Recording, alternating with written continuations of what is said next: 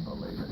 A group dedicated to making a difference in the lives of wounded veterans make a heartbreaking discovery over the weekend. A fleet of custom-made bikes stolen from a storage locker in San Diego.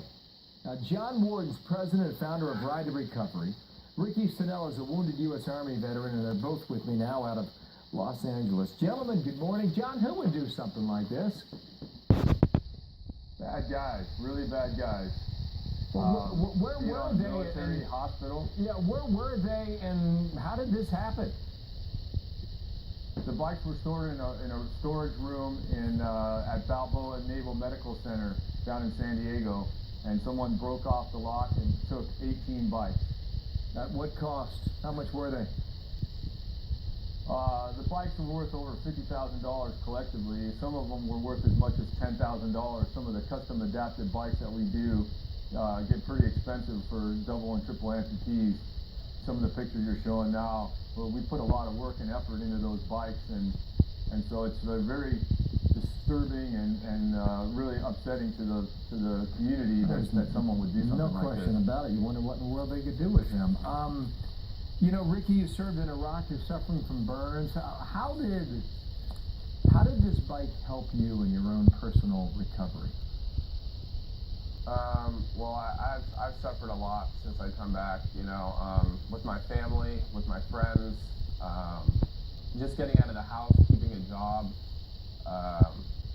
getting on that bike is really all I've had. I lost my job a year ago, and since I've lost my job, I really haven't had anything, you know.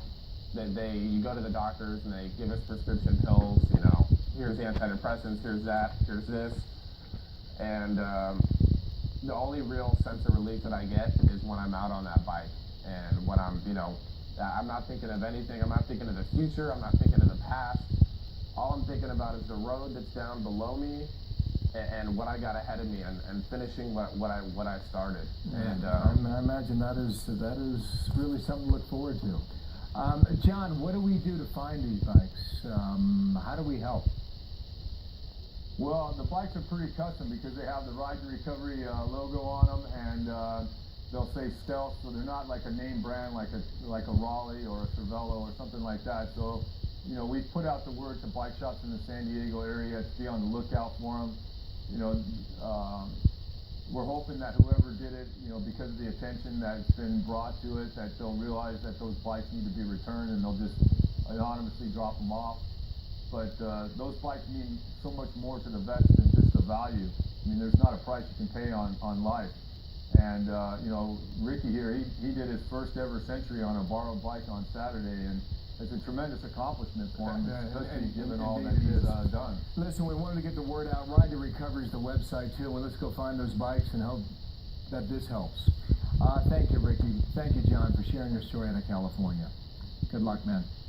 Thank you guys. We're hoping that the people that are watching this program, if they want to make a donation or something, we're going to try to purchase replacement bikes as soon as possible because we need to get that program back and running. We'll do what we can. Thank you, fellas. We got to run.